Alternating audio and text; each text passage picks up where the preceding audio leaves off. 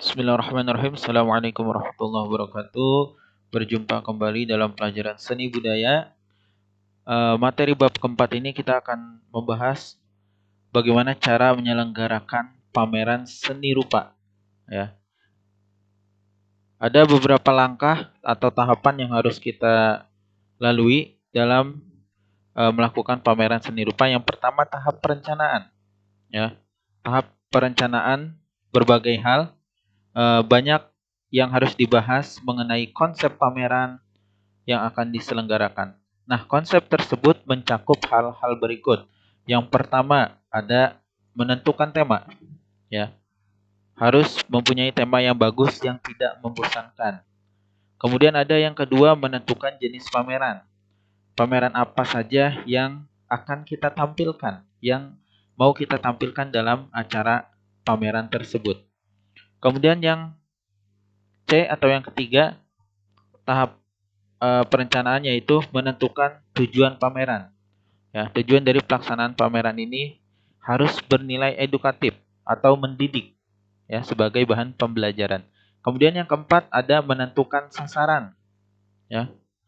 Jadi sasarannya ini pameran ini mau kita laksanakan untuk umum ataukah khusus hanya warga sekolah saja. Kemudian yang kelima menentukan waktu pelaksanaan. Kapan tanggal pelaksanaannya, jamnya, ya. Semua harus direncanakan dan dipersiapkan dengan sangat matang.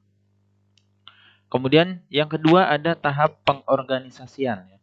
Pengorganisasian merupakan proses pemberdayaan sumber daya manusia yang terdapat dalam panitia penyelenggaraan pameran. Jadi setelah tahap yang pertama, kemudian yang kedua adalah pengorganisasian atau membentuk sebuah panitia simpelnya. Ya.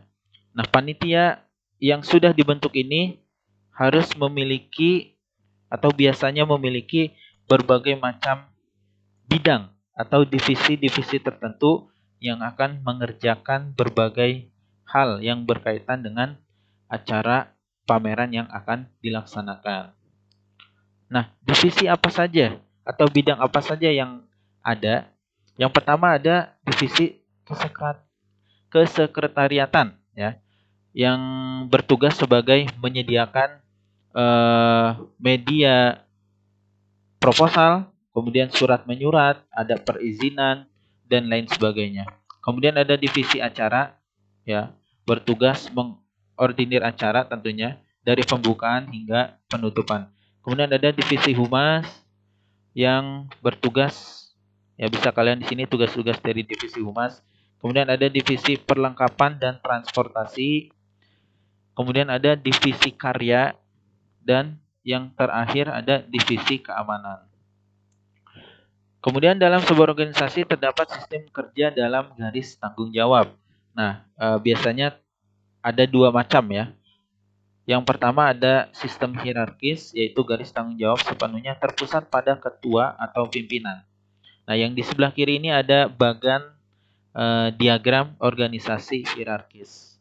Jadi ada ketua, sekretaris, bendahara, dan divisi bidang masing-masing. Kemudian ada koordinatif. Pimpinan berada di bawah koordinator yang tugasnya mengordinasi pekerjaan yang dikerjakan oleh bagian-bagian lain yang kedudukannya bukan sebagai bawahan, jadi punya kedudukan yang sama. Kemudian ada tahap yang ketiga yaitu setelah perencanaan, kemudian pengorganisasian, kemudian tahap yang ketiga adalah pembuatan proposal. Nah, di sini ada beberapa langkah atau fungsi dari proposal itu sendiri, ya. Bisa kalian baca apa saja sih fungsinya.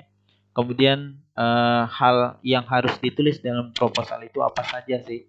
Di sini sudah jelas ya, ada pendahuluan, tujuan dan manfaat hingga anggaran biaya dan juga penutup. Di sini sudah jelas. Proposal secara umum ya, apa saja yang biasanya harus ditulis. Kemudian ada yang keempat, tahap persiapan pameran. Jika proposal sudah terbentuk ya, sudah rapi dan sudah selesai, maka tahap persiapan pameran dilaksanakan yaitu mengonsep pameran, kepanitiaan dan lain sebagainya.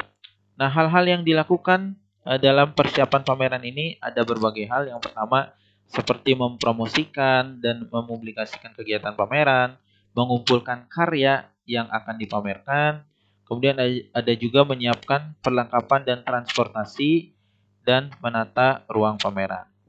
Nah, yang kelima adalah pelaksanaannya, pelaksanaan pameran ini.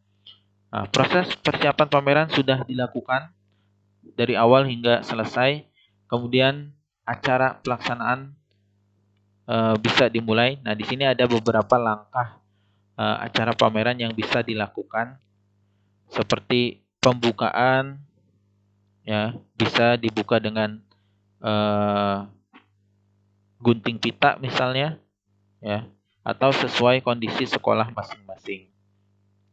Kemudian yang keenam, setelah pelaksanaan pamerannya selesai, tidak serta-merta bubar dan selesai, tapi ada langkah atau tahap terakhir, yaitu evaluasi atau laporan kegiatan. Ya, di sini ada beberapa kegunaan apa aja sih? Ada 4 di sini ya.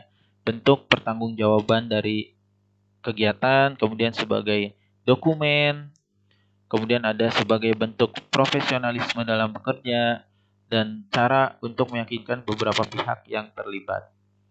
Atau laporan evaluasi ini biasa kita sebut sebagai LPJ, ya, atau laporan pertanggungjawaban. Ini sangat penting ya. Jadi ketika acara selesai tidak serta-merta selesai pula, tapi harus ada evaluasi terlebih dahulu. Nah, di sini ada kurator. Istilah kurator berasal dari bahasa Latin yang berarti menjaga atau memelihara, atau istilahnya orang yang berhubungan dengan pemelihara atau menjaga dan mengawasi sebuah kegiatan pameran seni rupa, ya. Nah, disebut kurator.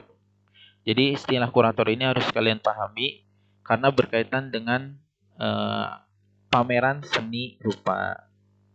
Ya, jadi itulah materi bab keempat ini tentang melaksanakan atau merancang pameran seni rupa.